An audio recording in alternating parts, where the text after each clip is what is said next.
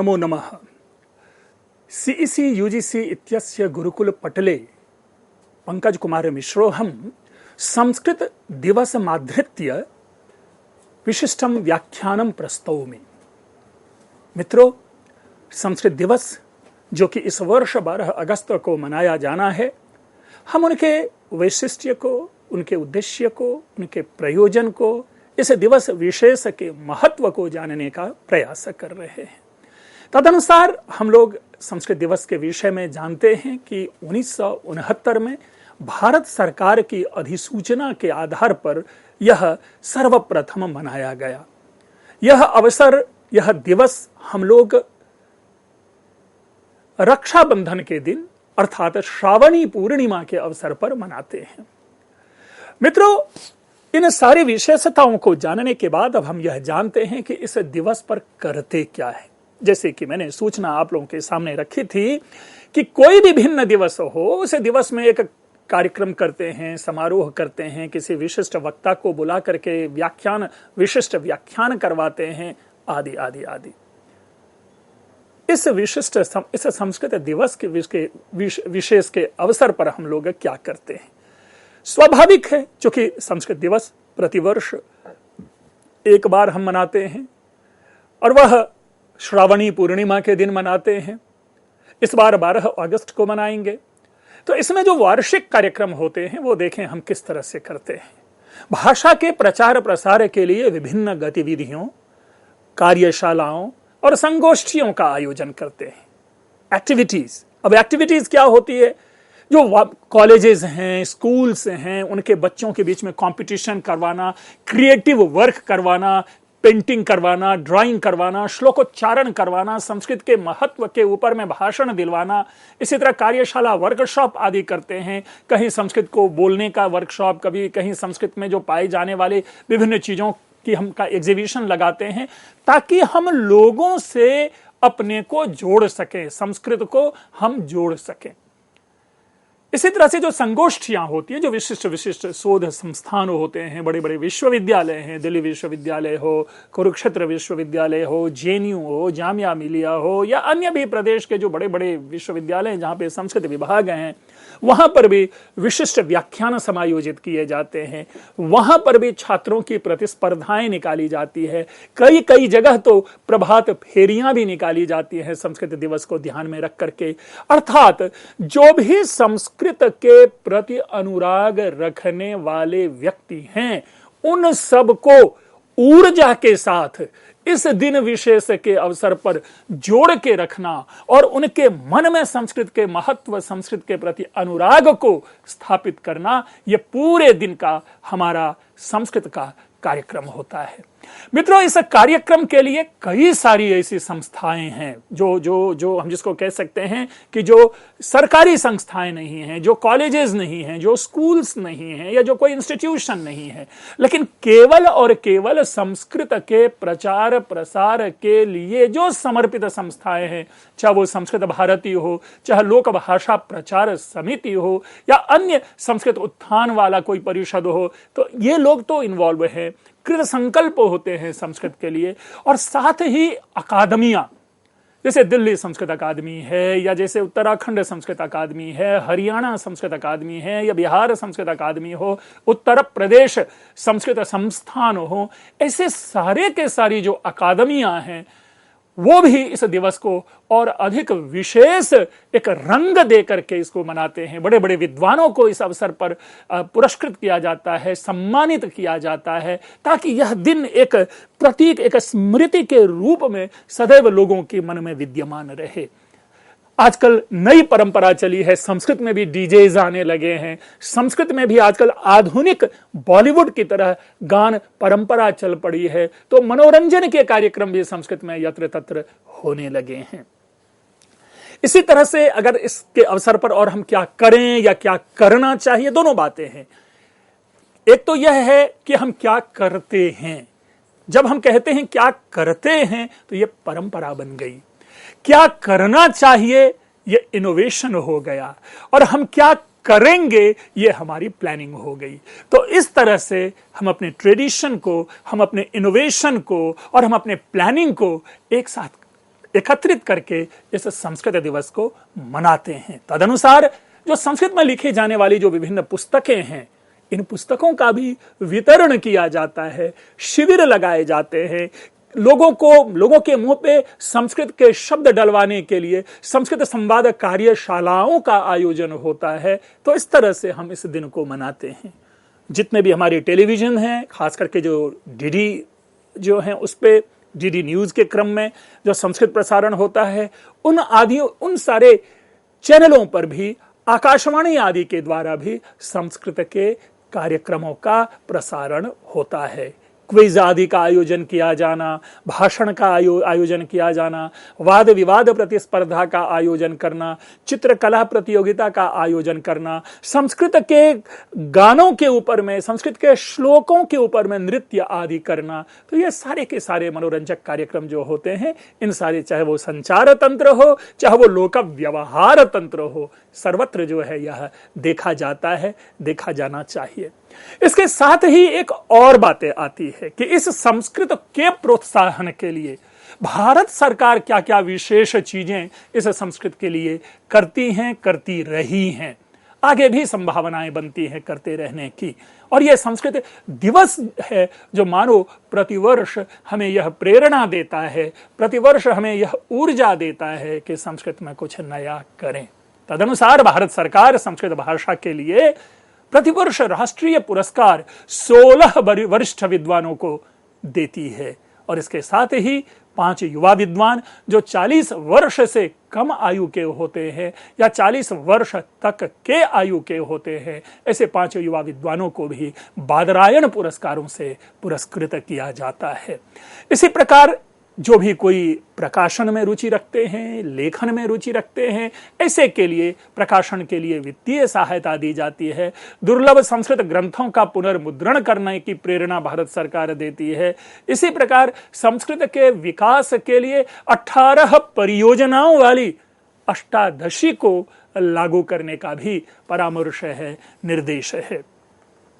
मित्रों, इसके साथ ही हम यह देखते हैं कि जो संस्कृत के लिए और जो किए जाने वाले कार्य हैं, उनमें आप देखेंगे कि ये जो संस्कृत भाषा है वो हमारे संविधान की 8वीं अनुसूची की भाषा है और यह एक क्लासिकल लैंग्वेज के रूप में इसको सम्मान है, शास्त्रीय भाषा के रूप में इसको सम्मान है।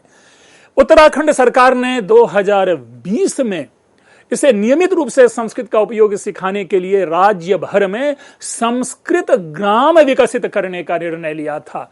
यह देखिए संस्कृत के प्रति राज्य सरकारों का क्या समर्पण है। इसी प्रकार उत्तराखंड की सरकार ने संस्कृत भाषा को द्वितीय जो राजकीय भाषा है, आधिकारिक भाषा के रूप में घोषित किया। मित्रों, हम आप सभी जानते हैं कि हर राज्य की एक प्रमुख भाषा होती है और दूसरी प्रमुख भाषा होती है। इसी जैसे अगर आप ध्यान दें कि हरियाणा की अगर भाषा हिंदी है तो द्वितीय भाषा जो है वो तेलुगु है। इसी प्रकार जो उत्तराखंड की जो द्वितीय राजभाषा है वह संस्कृत है। जो उत्तर प्रदेश सरकार है, कई सारे विज्ञापन हुए संस्कृत में निकालने लगे हैं। संस्कृत में आप पाएंगे कि वाराणसी में जो वहां का रेलवे स्टेशन है वहां पर संस्कृत में अब उद्घोषणा भी होने लगी है। इस तरह से संस्कृत को बढ़ावा देने के लिए प्रतिवर्ष कुछ न कुछ नए कार्य होते हैं। आप सभी जानते हैं कि संस्कृत भाषा में लगभग 102 अरब 78 करोड़ 50 लाख शब्दों की विश्व की किसी भी भाषा से अधिक सबसे बड़ी वृहत शब्दावली हम प्राप्त करते हैं। यह है संस्कृत की विशेषता। आज जबकि अंग्रेजी की तुलना में संस्कृत भाषा का उतना प्रयोग नहीं है, अंग्रेजी एक प्रकार से वैश्विक भाषा बनी हुई आज की, लेकिन संस्कृत के पास आने में अभी भी इस भाषा को समय लगेगा। क्यों? क्योंकि इस भाषा में अगर आप शब्दों की संख्या मात्र पर विमर्श करें 102 अरब 78 करोड़ और 50 लाख, इस संख्या मात्र को याद कर लीजिए। इतने बड़े शब्द हैं, इसीलिए संस्कृत भाषा की डिक्शनरी जो है बना पाना वो आज भी एक दुष्कर कार्य है, वह कठिन कार्य माना जाता है। इस संस्कृत भाषा के बारे में कुछ और विशिष्ट तथ्य हम देख लें, क्योंकि संस्कृत दिवस है। संस्कृत दिवस के ऊपर दिन हम संस्कृत भाषा के विषय में जानते हैं। संस्कृत भाषा का जो महनीय अवदान है हम उसको भी अपनी स्मृति में लाने का प्रयास करते हैं। तो उस रूप में जो विश्व की सर्व प्राचीन भाषा है, इस पे कोई विवाद नहीं।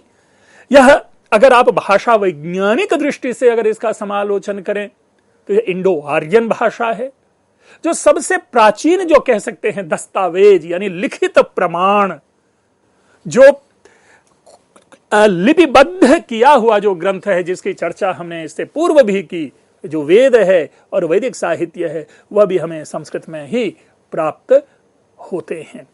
इसी तरह से जो वैदिक काल में, जो कि संस्कृत एक कदाचित अखिल भारतीय भाषा हुआ करती थी, और यह देश में अधिकांश भाषाओं का जन्म संस्कृत से हुआ है।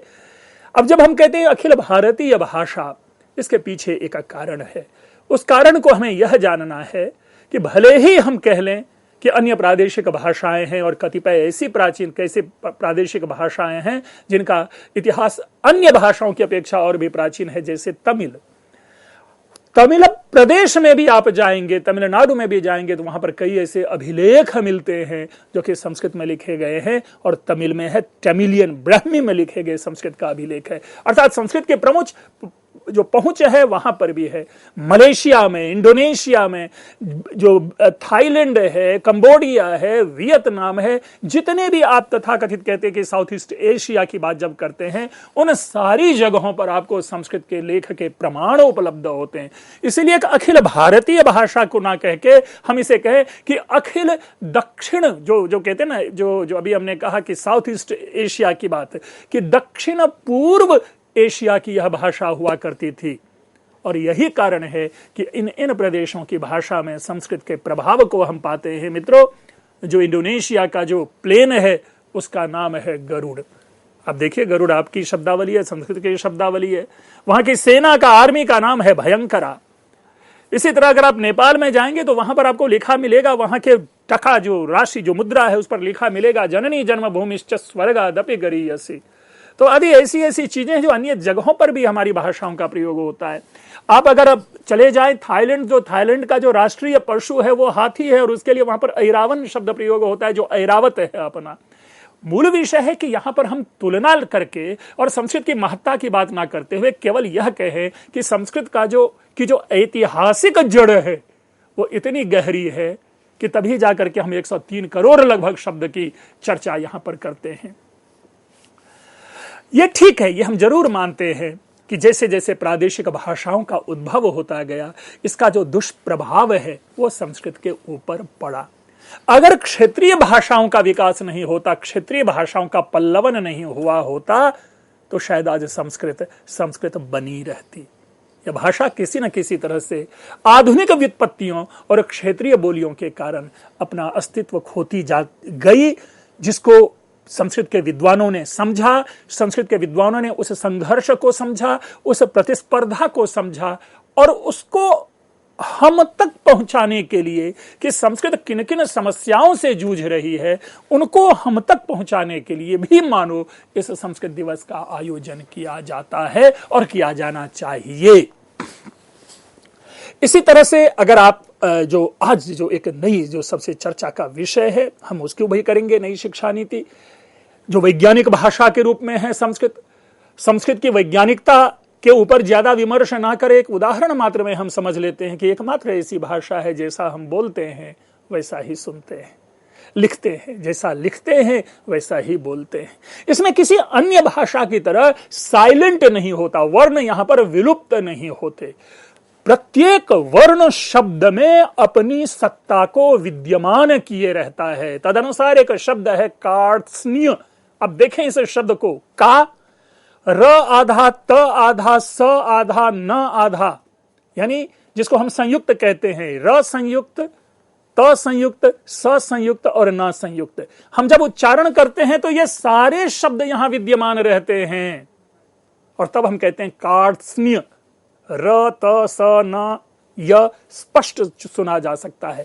लेकिन इंग्लिश में DOUBT में जो है बी साइलेंट हो जाता है, और डाउट हो जाता है। वो हम उसे डाउट नहीं बोल सकते क्योंकि वहां पर साइलेंट प्रक्रिया है। और यही कारण है कि जैसा बोलते हैं वैसा लिखते हैं, जैसा लिखते हैं वैसा ही बोलते हैं। अगर आप देखें कि यूरोपियन देशों में, अगर वैश्विक परिदृश्य में जो संस्कृत के महत्व की बात अगर करें और संस्कृत दिवस के अवसर पर क्यों ना किया जाए, तो वो 1786 में जो इंग्लिश एक लिंग्विस्ट हुए थे विलियम जोन्स, उसने अपनी एक पुस्तक द संस्कृत लैंग्वेज में ये बताया है कि जो ग्रीक और लैटिन है वो संस्कृत से संबंधित है। अब जरा हम उसके ऊपर भी जाकर के देखें कि संस्कृत का प्रभाव वैश्विक भाषाओं पर, अभी तो हम लोग केवल प्रादेशिक भाषा की चर्चा कर रहे थे, लेकिन वैश्विक भाषा पर ध्यान दीजिए और तब जाकर के एक भाषा, एक वर्ग का निर्माण हुआ केवल और केवल संस्कृत के आधार पर, जिसे नाम दिया गया Indo European language. That means the influence of Sanskrit was और Sanskrit is on European languages also. और ये विलियम जोन्स ने, हमने नहीं कहा, किसी भारतीय ने नहीं कहा, किसी परंपरावादी ने नहीं कहा, बल्कि ये एक विदेशी विद्वान कहता है। तब जाके संस्कृत का महत्व कहां चला जाता है, ये विचारणीय हो जाता है। और इस विचार को, इस विचारणीयता को समझने के लिए साल में एक वर्ष हम क्यों न संस्कृत दिवस मनाएं। यद्यपि यह भाषा पूरी तरह से एक लोक व्यवहार में है, लेकिन हम यह भी कहें कि भारतवर्ष में एक ऐसा गांव है, शिमोगा जिले का मत्तूर गांव, जो पूरा का पूरा गांव जो है वह संस्कृत में बात करते हैं, संस्कृत में संवाद करते हैं, संस्कृत भाषा को संरक्षित किए हुए हैं। इस भाषा को समृद्ध बनाने के लिए, इस भाषा को व्यापक बनाने के लिए निस्संदेह अगर आज के दिन हम कुछ ऐसे जो कंट्रीब्यूशन देने वाले, जो हमारे पुराने जो सीयर्स हैं, जो हमारे पुराने लीजेंड्स हैं, जो हमारे पुराने ऑथर हैं, जो पोएट्स हैं, अगर आज के दिन स्मरण ना करें तो फिर हम किस दिन करेंगे। चाहे वो वाल्मीकि हो, व्यास हो, पाणिनि हो, पतंजलि हो, शंकराचार्य हो, कालिदास, वेद व्यास हो, इन सब को स्मरण करने का भी दिन जो है आज हमारा है, और वह संस्कृत दिवस है। मित्रों, जिसे हम क्लासिकल संस्कृत का आदि ग्रंथ कहते हैं, वाल्मीकि रामायण, व्यास का महाभारत, जो विश्व का सबसे बड़ा ग्रंथ है, सबसे विशाल ग्रंथ है। इतना बड़ा ग्रंथ न भूतो न भविष्यति की है। यह जानने की बात है कि विश्व में इससे बड़ा ग्रंथ कोई है ही नहीं। 1,00,000 श्लोक, शत सहस्री, उस बुद्धिजीवी को, उस मनीषी को हम आज के दिन क्यों ना स्मरण करें कि 1,00,000 पद्यों का एक विशाल ग्रंथ हमारे सामने है। और वो केवल पद्य का समवाय मात्र नहीं है, वह महाभारत, उस महाभारत के चरित्र, उस महाभारत की घटना, उस महाभारत के संदेश, उस महाभारत में व्याप्त आधुनिकता, उस महाभारत में व्याप्त संघर्ष विश्व का कौन व्यक्ति नहीं जानता। मित्रों, आप जरा सोचें, कृष्ण को कौन नहीं जानता, अर्जुन को कौन ध्यान में नहीं रखता, कर्ण के विषय में कौन चर्चा नहीं करता, धृतराष्ट्र और दुर्योधन के ऊपर विमर्श कौन नहीं करता। अर्थात ये ऐसे चरित्र हैं जो हमें एक आयाम देता है अपने चिंतन को एक नवीन दिशा देने का। और उसके लिए जो ग्रंथ है वो संस्कृत में है, वह व्यास विरचित महाभारत है, और वह संस्कृत दिवस के दिन अवश्य ही स्मरण किया जाना चाहिए। अगर आप क्लासिकल एरा के अगर टेक्स्ट की बात करें, भास का स्वप्न वासवदत्तम कितना सुकोमल है। मानवीय संवेदना, मानवीय अंतर्द्वंद्व को चित्रित करने वाला यदि कोई कवि है तो वह भास है। कालिदास भारतीय संस्कृति के प्रवक्ता, प्रकृति के प्रवीण पुरोहित, प्रकृति के पागल प्रेमी, और एक विश्व को ऐसा चरित्र देता है जिसके नाम पर क्रोएशिया के पार्क में मूर्ति स्थापित होती है, और वह चरित्र है शकुंतला। उनका ग्रंथ अभिज्ञान शाकुंतलम एकमात्र वैश्विक ग्रंथ है जिनका कि मैं ऐसा जानता हूं कि शायद सर्वाधिक भाषा में इसका अनुवाद हुआ है। और इसी अभिज्ञान शाकुंतलम ने संस्कृत की एंट्री यूरोप में करवाई है। विलियम जोन्स ने इस अभिज्ञान शाकुंतलम का सर्वप्रथम इंग्लिश में अनुवाद किया था। कालिदास के कुमार संभवम, कालिदास का रघुवंश, इसके भी अधिक हम जब जो मृच्छकटिकम की चर्चा करते हैं, शूद्रक विरचित, जिसका अंग्रेजी में लोगों ने अनुवाद किया लिटिल क्ले कार्ट, यानी मिट्टी की छोटी सी गाड़ी, मानो पूरे जीवन दर्शन का प्रतीक बन जाता है मृच्छकटिकम, जिसमें हम भारत के हर लोग, हर वर्ग के लोग अपने प्रतिबिंब को देख सकते हैं। वो है मृच्छकटिकम। और अगर संस्कृत भाषा की गरिमा, संस्कृत भाषा की महिमा, संस्कृत भाषा की रीच, संस्कृत भाषा की लंबाई, संस्कृत भाषा की चौड़ाई, संस्कृत में शब्दों की विविधता, संस्कृत भाषा कितनी कठिन है, अगर इन पर विमर्श करना हो तो कादंबरी पढ़ें। लोक मुहावरा में है कि जब व्यक्ति किसी के विद्वत्ता पे बहुत, जब किसी की मूर्खता पे बहुत झुंझलाता है तो यहां तक कह बैठता है कि अपने को बड़ा बाणभट्ट समझता है। अर्थात बाणभट्ट का मतलब अत्यंत महान विद्वान के रूप में माना जाता है। मित्रों, हमारी परंपरा में, हमारी संस्कृति में हम कभी शेक्सपियर की चर्चा नहीं करते। हम जरूर करें, अकादमिक जगत है, स्वतंत्र है, ज्ञान जहां से प्राप्त हो वहां से हमें ज्ञान ग्रहण करना चाहिए। लेकिन जब जब भारतीयता की परिभाषा की जाएगी, जब जब भारतीय संस्कृति को समझने का प्रयास किया जाएगा, जब जब भारतीय जन और मन का विश्लेषण किया जाएगा, तब तब संस्कृत होगा। और संस्कृत है तो संस्कृत दिवस भी है, और संस्कृत दिवस है तो क्यों ना ऐसे विषयों पर हम विमर्श करें, क्यों नहीं ऐसे महापुरुषों के महनीय योगदान का हम स्मरण करें। मित्रों, यह है हमारा संस्कृत दिवस।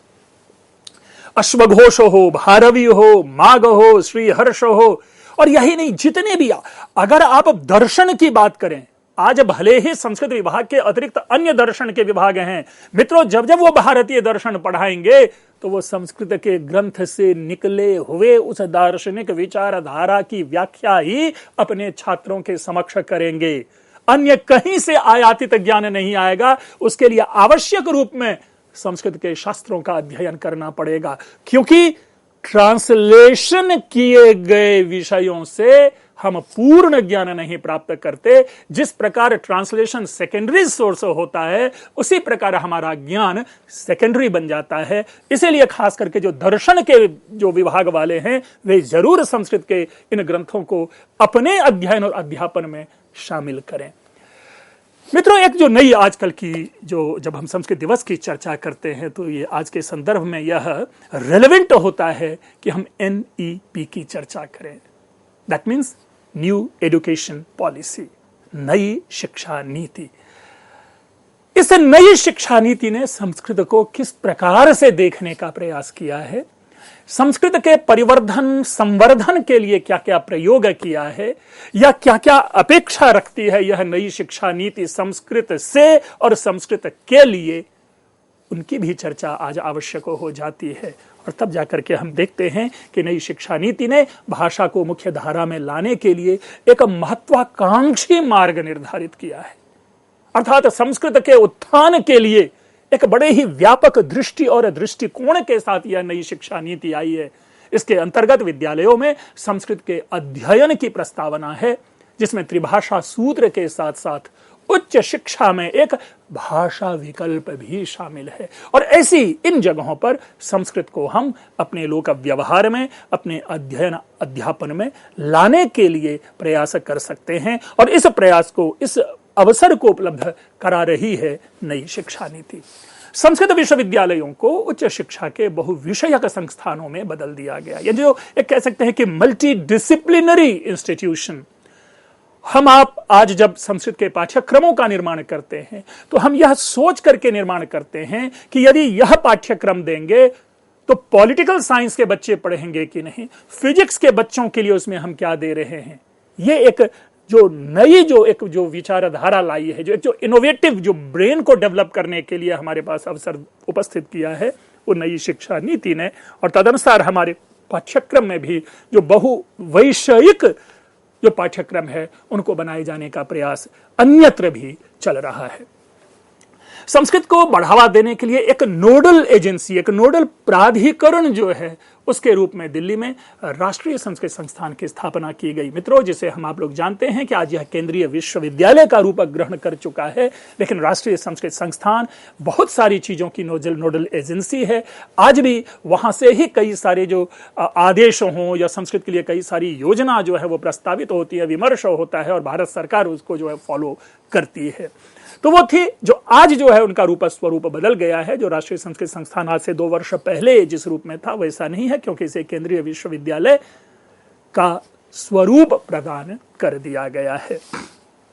इसके साथ ही नई शिक्षा नीति हमारे लिए एक आदर्श संस्कृत महाविद्यालय, शोध संस्थान को वित्तीय सहायता प्रदान करने आदि की योजना हमारे सामने प्रस्तुत करती है।